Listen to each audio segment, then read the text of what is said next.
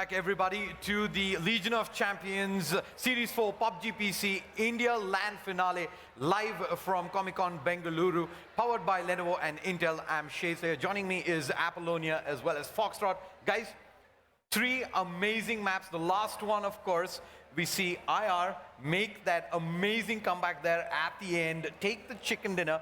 And with that, let's go ahead and see how this has affected the overall leaderboard, because there are a few interesting stories building on the back of this. They were all the way below at the end of the leaderboard, I think somewhere about 7 points. And right now, they've pretty much climbed all the way back. I think they should be somewhere about the top 2, top 3 positions as drum roll. There we go. They're in fact in third now. Second position tied. 9-year-olds as well as Indian Rivals on 26 points. Kryptonite, they've had a pretty solid performance. First place in map number 1 and coming up third in map number 3. And that's going to keep them at the top of the scorecard. So this pretty much translates into right now, all the ones who are sitting at 19 points, 13 points, they're just one solid game away from making it to that top 2, top 3 position and then eventually challenging for the victory itself. And with that, let's jump straight into the action here. Map number 4, Miramar is where we are heading, and looks like we might just see some early action. We did have D9 drop Picardo, sort of go towards Casino there, and initially did look like Chaudhary Kaushik might have been able to get a couple of shots off, but since then they've rotated far away. But Betrayuta, exactly. There's 2 players up in that warehouse. I'm not sure if they spotted them out yet, but are easy to hunt down. 78 HP does take a tag, and looks like he's going to be able to drive out of here. Apollonia. Exactly, so we had the plane fly from north to south, but it was leaning more towards the west side. We see all teams have dropped into the middle of the map. What we didn't manage to see was that PEG, they dropped south. They were near the bridge to the island. They looted there, and now they have picked up vehicles, and now they're moving straight to the play area closer to the center zone. Yep.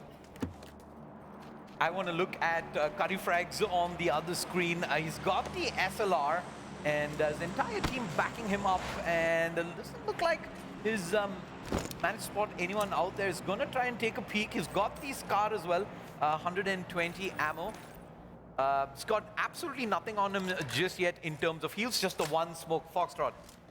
That is true, though. This time around, we see teams taking great positioning. Look at that circle and look at the placements coming out from all of those teams. Everybody is inside the circle. So they essentially need to make those rotates happen, but not until the circle has really moved to the third phase.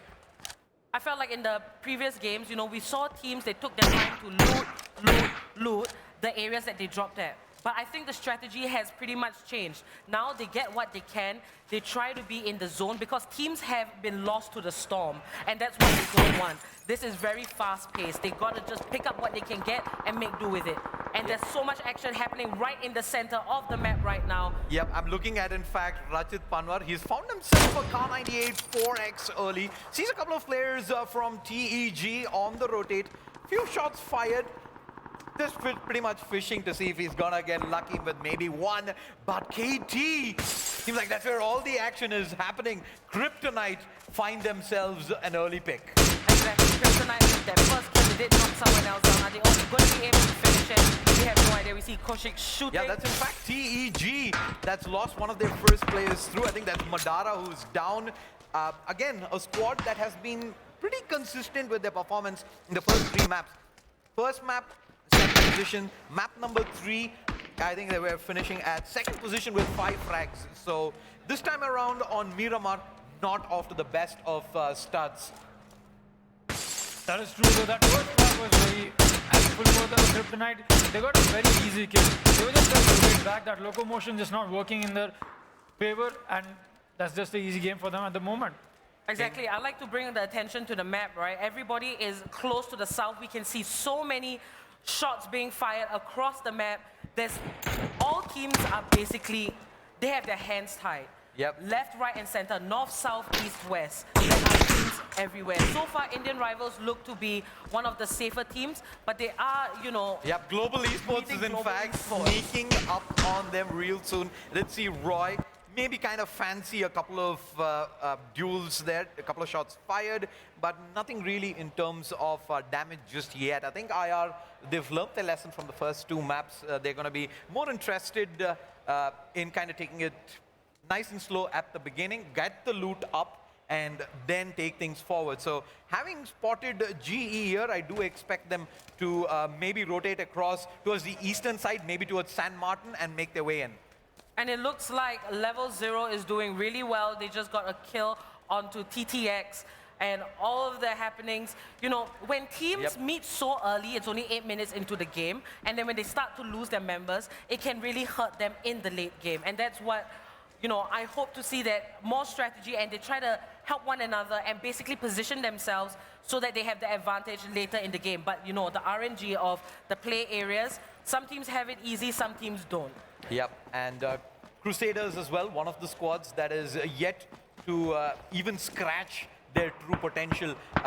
Danny Essen's squad, this time around, they've gotten themselves into the zone nice and early, but they've got quite a few squads around them coming under pressure from D9 and others. I think IR is the only squad right now that is rotating from the northern side, currently being gate-kept by GE. We actually see Crusaders doing quite an intelligent move here. Not only did they get close to the drop, but they are also trying to isolate Kryptonite at that moment. Exactly, and you know, we see Indian Rivals, you know, they're coming in from the top in their vehicles. It's really good because I believe no other team was in El Pozo, and Indian Rivals, they could go there, pick up what they need if they do not already have enough loot. GE, you know, that GE is watching Indian Rivals at this point, and who knows, probably they can get a kill, but we do see exchange of fires. GE is shooting over at what I believe is 9-year-olds. So G and 9-year-olds are having a bit of an exchange. Is anything going to come out of that? I don't think there's just some long-range shots fired right now, but G is eventually going to pick up one of the vehicles there and make their way across. Question is whether they're actually straight up driving into Accelerate and Team. As the zones push in, it's going to move a little more towards the western side, and I see that huge clutter up in the middle. And let's look on over at Cardifrax and Team. What's happening at your end, Foxy? Now we see Level 0 trying to get in a good position. They're trying to engage TEG at this point and making sure that they're picking this fight in their advantage. Obviously, they've got the warehouse to their advantage, or rather for more cover, but I don't think that's going to work out later in the game. Yep. Yep, there have been a lot of early kills that have happened here. 3 kills within the first, I believe, 9 minutes of play. But we're still going to have all 10 teams in play. There's the scorecard. Kryptonite sitting nice and pretty up top on 30 points. 9-year-olds not too far behind. 4 points is just a couple of kills, 1 position, and voila, you find yourself right on top of the scorecard. I really like how we've got the circle. Every team has been inside the circle since the phase 2, and still not enough bodies are being dropped. So everybody's just playing to their best at this moment. They don't want to pick fights that they think they'll lose. Well, speaking of fights, 3DX just takes out Ghostly Boy. That's going to be a bummer for them. Yep, Ghostly Boy ends up going down as looks like he's gonna be under some cover here. It was just peeking through the windows, so he should be able to safely get the res off. In fact, Cable doesn't even waste any time. The heals come off. They've got nice cover. The question is, do they really want to hang around here, or do they really want to take the fight head on long range? Yes, 9-year-olds, you know, they're in a good spot. They're very close to the center. However, there are teams all around them. One teammate did go down, but they will have a successful revive. And, you know, being able to get to the center and holding your ground, it has been good. But also we have seen teams just run straight in and get the kills and just take over what was once the previous team's like zone, their area, their base, their property that they wanted to claim. Indeed. Let's look on over to Level 0 Esports on the other side. Wheezy, we've seen him get a lot of good early starts, but hasn't really transitioned into a chicken dinner. Yes, they've got themselves into top 3 multiple times. What do you think is something that they need to change up moving ahead, Foxy? I think VG has been a great positioning so far. He's got a great strategic approach to the game. We've seen him pick fights that are always in his advantage. Even if he tends to lose them, it's almost because somebody third-partied them or it just did not work in their favor. Indeed, as D9, again, another squad that starts off strong, but as and when the circles push in, there's a lot of chances of third partying coming into play as well. We saw this being pretty much the case with 2 or 3 teams at least during the final phases of the last game.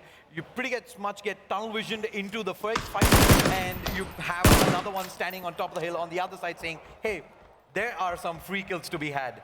Exactly. The teams, right, that managed to get the high ground, that's going to help them a lot, with the advantage. They could probably get a few kills here and there. Now, I feel that, we don't expect all 4 teammates to make it to the end to try and get a chicken dinner, but it's great to try and have as many numbers as possible. Indeed, as keep my eyes on GE right now as they make their way north of Monte Nuovo. Looking for fights to find, looking for compounds to take as well. TEG, in fact, on the far side, you can see them holding the most central position inside the current zone. Most of the squads having found compounds, they're nice and comfortable inside. If there is a knock at the end, you've got a lot of cover to get the res off as well. But it's going to start getting interesting if the zone moves south, at which point of time, a lot of these compounds are not going to be available. This is something interesting that I've seen about GE. They like to do this 2-2 kind of thing instead of 1-3. So they like to split up in pairs. Has that worked out well for them? Yes. For one of the games, it has. But is this actually going to be, advantageous for them? We'll see. And honestly, most of the teams, they have that 1-3 or they're all sticking together. But this 2-2, now they're grouping up. So there's some sort of strategy being implemented here. They're making use of the buggy for the rough terrain. That's really good on their side that they're able to pick that vehicle up. Yeah, despite them changing things up a bit, we even saw that second place finish in map number 2. They haven't been doing so well in terms of the scorecard. They're sitting on 20 points, 10 points behind the leaders, a bit of distance to catch up on, and I think they are still trying to find their footing here in this finals to see what is that ideal balance they find between fighting and strategically maneuvering in probably towards the later few phases. Foxy. If you take a look at 9-year-olds right now, they're being cornered by every single way that is possible. Every team, that's essentially 4 teams. So that is going to be a fight that I don't think they're going to make it alive out of it. And Cable spots out a player from IR there, long-range hydro flick. This squad has managed again to stabilize out through those initial few rocky phases. And you can see how far away they're playing from the zone itself. They're all the way north of Monte Nuovo, backs against the blue zone. And they're pretty much not moving into the hot zone where all the action is going down. Right now, it does move south of Monte Nuovo, so that's a lot of open area to work with Apollonia. Exactly. So now we see 9-year-olds, they're standing their ground. They're basically edge camping at this point. And that's good for them because they can try to pick off a kill. And all the other teams are very close by to them. So is the next play area going to be close to them? We don't know. It could be south, and that could pose as a struggle. But this is a strategy great to pick up a few points for them to move up in the scoreboard when you do get those kills. Indeed. And I think most of the squads now have settled in a lot better. Initially, we saw a lot of kills. Oh, Cable gets knocked off the bike there as Accelerate now. He's got decisions to make. Does he turn around, go back for his teammates? He's getting fired at as well. He's got his problems of his own. TEG and level 0, their third party in, and they get the knocks across. Accelerate drops the smoke inside. He's gonna get back into cover. He's like, nope. This is not the time to go for the res. He's gonna have to cut his loss, leave his teammate behind. Level 0 having problems on their own. Captain Pons and Wheezy are down for the count. Let's see if that's really done. Spotted out. Players up long range. Guardian there tapping away 6x with the mini, but not really achieving much in terms of shots there. They have a warehouse for cover, and I don't expect them to give Deathrill chance number 2. what's happening on your end, Foxy? You know, Kryptonite is trying to hold their ground here. They're making their way inside the circle, trying to escape the blue, and they don't want to get over-aggressive because there's D9 waiting for them to walk right into their trap. And Crusaders as well might just find themselves in some trouble real soon. They do have one of the players pushing up all alone. I don't believe he's got his teammate for cover just yet. They're sitting inside a building, so a lot of cover to work with, but being a little overzealous and over-peaking might just get them in a soup of trouble, but they've got the weapons to back this. I see Danny S with the AWM, best sniper rifle on the hands of an equally able player. All right, and shots are being fired. We see someone from D9 going down. Right now we are in phase 4, and we have not seen 10 teams in such a small play area. Yep. I don't know what to expect. You know, we can't predict what's going to happen because each game has been significantly different. And now we can see Kryptonite in action. That is true. The Kryptonite has been on the top of the scoreboard since their first chicken dinner. They got that early head start, if you'd ask me. The second match was just them holding their ground. Eventually, they made that happen. Yep, GE seems to be in some trouble here. They've taken the fight versus IR. Wade's Gaming bleeding out. Flix is in position as well. Roy, Neelesh, the zone's pushing in as well, and I think Wade's Gaming is just going to end up going down to the blue zone. Flix going to be able to pick that up, and GE all of a sudden moving in with the zone there gets punished for not covering the basics right, and now I think the playstyle completely changes. I think it just went from fighting to survival. So all the teams across the map, they're losing a few of their members, 1, 2. That's okay, but it's now phase 5. Moving into phase 5, we still have 10 teams. The rotations are particularly interesting. You know, we see teams taking the long way. They go from north to west, and they try to go into the circle. Some are coming in from the east, and some are south. And you know, it's unpredictable at this point. The play area is on a very heavy, rocky terrain. So we will see everybody basically sitting around like mountain goats looking for a snipe opportunity, that long-range opportunity in this Miramar map. Indeed, as 9-year-olds, a couple of players inside the shack, they're getting the heels off. Quite a few shots already taken on their end. They were both down to about half HP. Katie is going to be pushing them. Google X Scout. Ooh, he spot both players. Into 3. That's risky, but they've got Ghostly Boy going for the trade as well. The tag team working out perfect. The nade. Is it good? 1, 2, 3.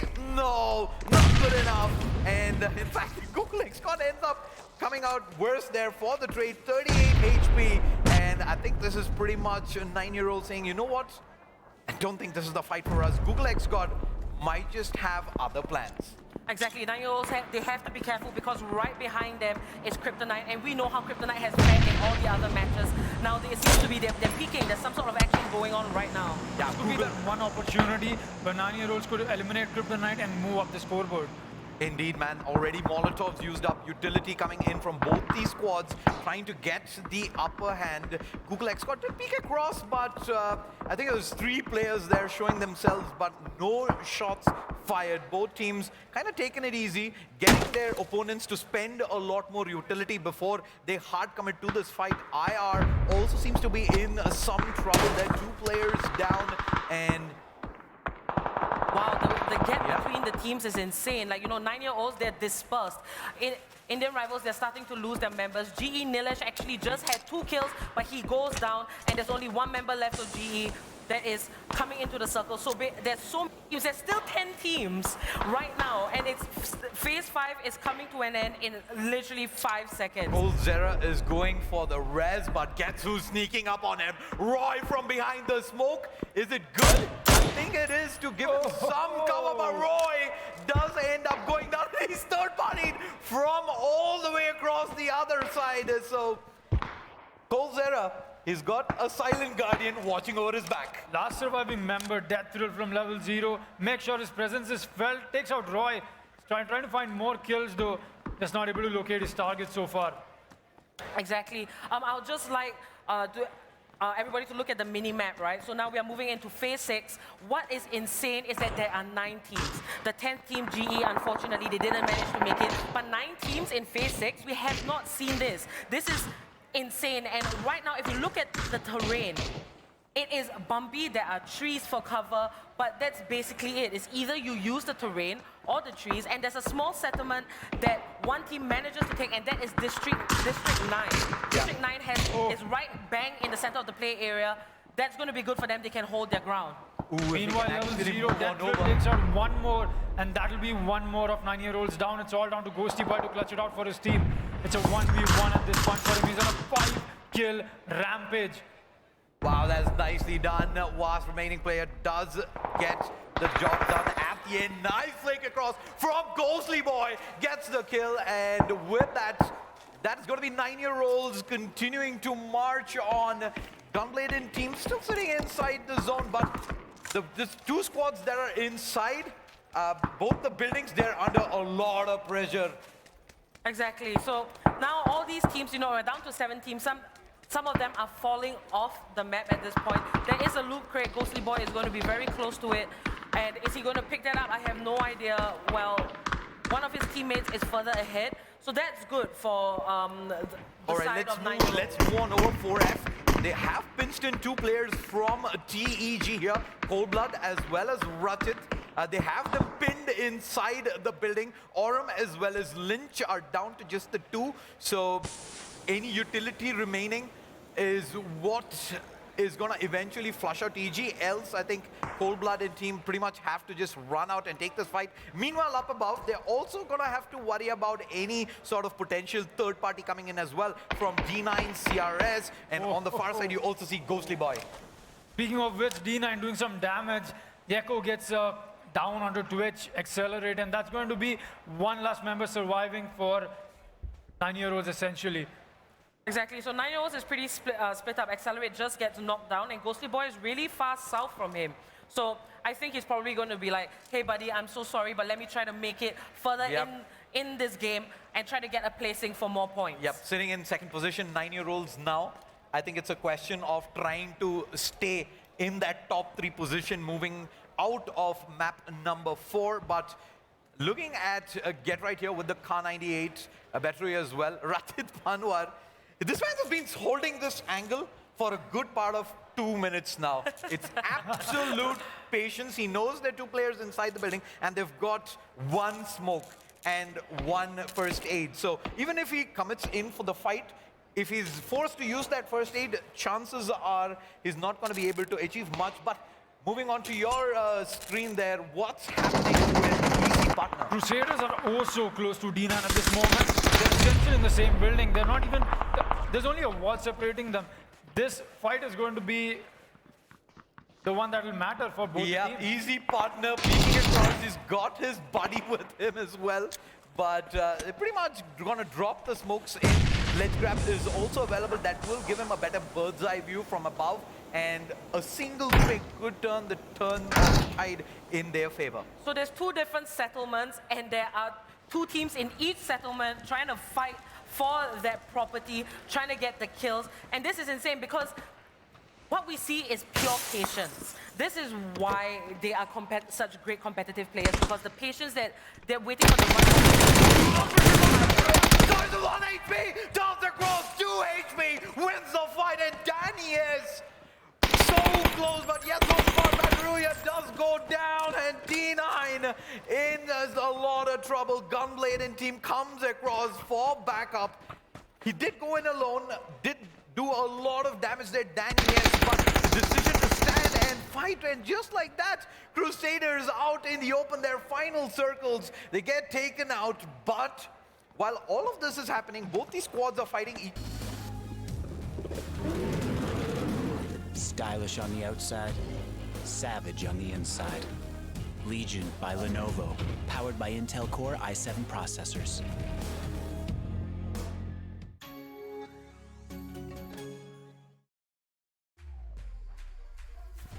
Think she can't get a last-second clutch? Watch this. Think he can't carry his team while streaming in high resolution? All the while recording a once-in-a-lifetime win? Watch this. Think leveling up only happens in-game? Watch this. On Intel Core i7, they'll rise to every challenge. Now it's your turn. Game, record, Yep, Ghostly Boy is behind. He sneaked all the way up. He's been thrown here as well from a long time. He's like, I don't care what's happening in front of me. When the zone starts pushing, that is when I will move up ahead. Points is all I'm here for position. And 2 kills on the board. If they find themselves again, he's got the top 4 position, top 3, top 2. That's big on the scorecard. Exactly. You know, Ghostly Boy, he's really living up to his name. He is indeed a Ghostly Boy, sneaking up behind Jaco, but Jaco has got amazing shots, but he needs to be careful. I'm not sure if he knows that Ghostly Boy is there, like you said. Well, now he does know because Ghostly Boy just took him out. That is some play, some patience finally paying off for him. Now he's got to fight a 1v1 and a 1v3. It's essentially a squad versus 2 solo players. So this is going to be the fight that they're going to have to wait out, play with patience as well as a strategy. Right, we're down to 3 teams, and this is phase 9 right now. It's surprising that Amico Zera is still alive, but 4F, Puff, and he gets knocked down by Amico Zera. That was amazing sneaky shot.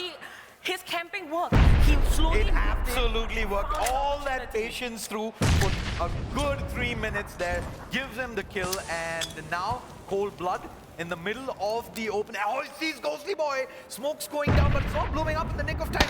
Patience here with the trigger. He's just waiting up for that fight versus Cold Zera. Then he's gonna have to attack up. There you go. The kill comes through. The wrong weapon's gonna switch over to the SKS. Puts on the 3x. Holds in. Patience. He can still not firing up. Waiting for the utility to come across. There you go. Tap, tap, tap. Ghostly Boy says, oh no. He is down, and now it's a 1v1. Gold blood, jump blood, Gold blood, no idea. Big bang blood, one shot. There it is. The chicken dinner comes through. Absolute stellar patience there at the end. He saw the player out for a good 15 seconds, doesn't pull the trigger.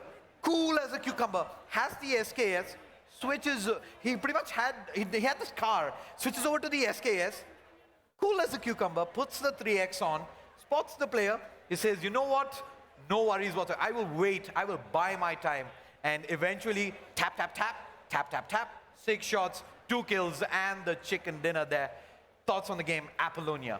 You see, this is why earlier we were talking about which teams do we expect to be in the top 3. And I said that it was kind of unpredictable. Out of nowhere, 4F, they weren't doing well in the past 3 games. But here it is, a chicken dinner for them. Yeah. Now they're going to rise up. So right now, all teams, they're constantly switching positions. There's no one team that's just, you know, staying up there or staying below. It's just constantly moving throughout all the games. I think Team 4F, what we just saw, what we just witnessed, was not, they were not trying to pick fights or win them. They were trying to position better in the circle, and that was just helping them a lot. Yep. In the end, it was them against 2 solo players, and no matter how good you are, you're up against a team, that's a bummer, I would say. Indeed.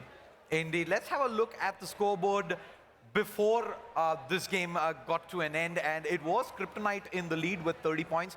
9-year-olds trailing behind by 4, tied with Indian rivals, 26. In fact, a 3-way tie with TEG as well. And then there is that big difference. District 9, 4F, Global Esports on 20 points, and then Level 0, Tantrum. So now with 4F, 20 points. We talked about this. Anyone sitting at 20, 19, 13, one big game, and they're up. And they've got the chicken dinner there, and with not the best of kill count, 5 kills, so that's 15 points done, is definitely going to move them towards the top 3, if not a better position. And it's going to leave them in a good spot moving into map number 5. Yeah.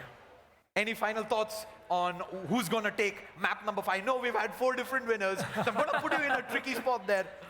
Who's going to take it? I think it's going to come down to 9-year-olds, if you'd ask me, because we just saw some great gunplay coming out from them, and not only that, they knew how to take an advantage when they're split up, they're going solo. They knew exactly how to complement each other's positions, and more than that, they were eating a lot of gunfire and covering for each other, and I think that is how a team works. So if you've got that kind of synergy in your team, I think you can go ahead. Indeed, Apollonia. I'm just going to stick to what I said. It's unpredictable right now, but I will say that Kryptonite, they are really consistent. Yeah. Their placing has been somewhere at the top. that has been great. So Kryptonite, they're one of the stronger ones. Indian rivals, they're also coming up and they're showing themselves. So these two teams, I'm expecting that they will be somewhere in at least top 4. All right, I think I'm going to go with one of the underdogs. I think Crusaders, they've shown a lot of potential. A couple of fights not really going their way this time around. I think they were completely set up to go till the end and maybe all the way to the chicken dinner. And I think they've got a strong case to make for themselves here. In map number 5, we will take a quick break. This is the Legion of Champions Series 4 PUBG PC India LAN finale, live from Comic-Con Bengaluru, powered by Lenovo and Intel. Shadeslayer, Apollonia, Foxtrot. We'll see you folks in just a bit for the final map of day 1.